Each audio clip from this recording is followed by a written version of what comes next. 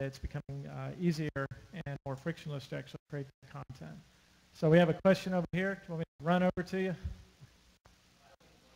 All right.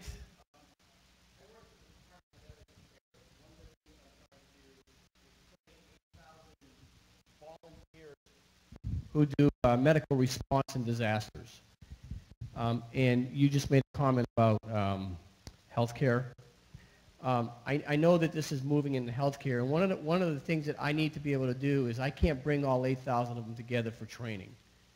But if I put them in the world and capture their movement, so to speak, and whatever, how do you see this moving more towards that type of environment where you're training multiple people all around the world at one time?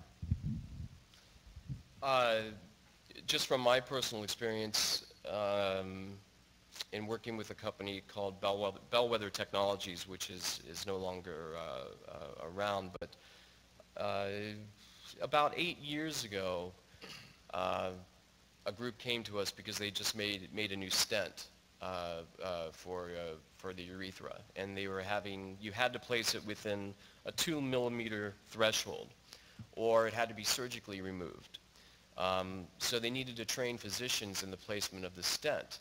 So we were able to build a very unique piece of hardware that it was very simple and very inexpensive, but what it did was it simulated the placement of the stent and gave you real-time imagery to place the stent. And they sent those units to about 3,000 different surgeons, and although that stent's been replaced, it was a very successful program.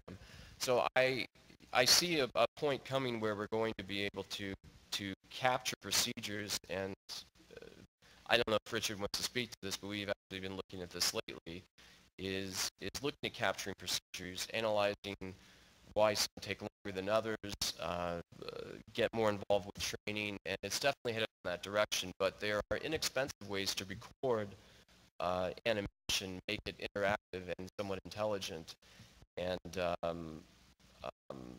also build very inexpensive and unique devices for that sort of placement. Yeah, David, I think a piece of that absolutely is what you touched on earlier, which is that ability to put performance capture into the home. We've already started that with the Kinect, right? So maybe have something a little more elaborate than that, and you basically end up having like 3D teleconferencing available to you. We're working on stuff like that at Lockheed. I know other people are, but being able to allow people to stay at the home station and yet have these very realistic interactions with large numbers of people from around the world that aren't geospatially located in the same place, I think we're very close to being able to put together a solution that's like that. I think your question is common to this industry as well as the medical industry. How do you take the training to the worker instead of the worker to the training? And how do you deploy training in the Middle East and bringing everybody to Portland? With the cost containment that everybody's under, I think that's essential to maintain the training competency of our forces. Hi, my name is Hassan Schwanz from Lockheed Martin, and I was wondering how the motion capture that you've shown, it seems like it's focused on humans. I don't know if it's specialized to that. Would some technology translate to capturing, more complete parts of the environment, objects that are being interacted with the environment itself, or is it maybe tailored to, assumptions of the human body and things like that?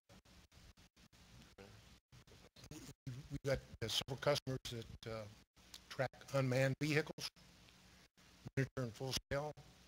People do equine studies, all kinds. It's not unique to the human movement, and the software is such that it'll work with a quadruped as well as an iPad, so it's pretty flexible.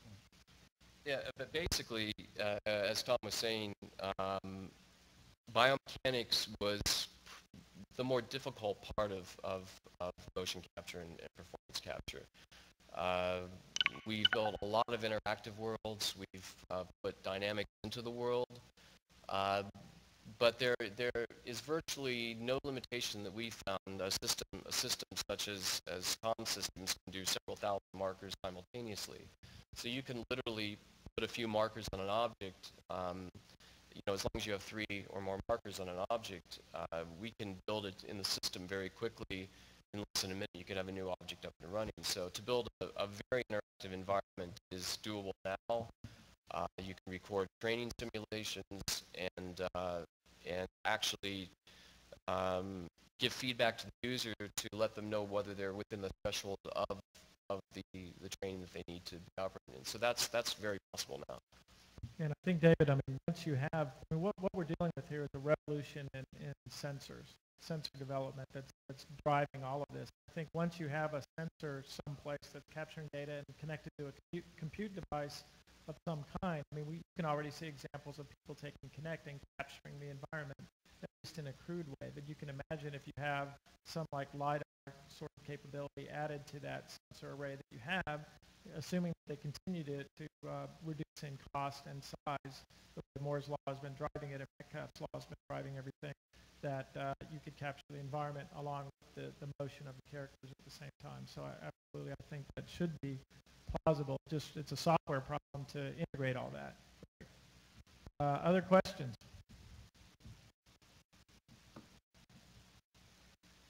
All right. Well then, I think we are out of time. But one of the things I wanted to do is, with the power vested in me by the GameTech committee here, is I'd like to thank both of you for making the trek from the left coast and wherever. And I'd like to present you with a GameTech challenge coin there. Thank you. And thank you guys very much. And I hope you'll stick around and spend more time with folks in the conference and be available to talk and share ideas and cross-pollinate all we can between Hollywood and the defense industry. Thank you very much.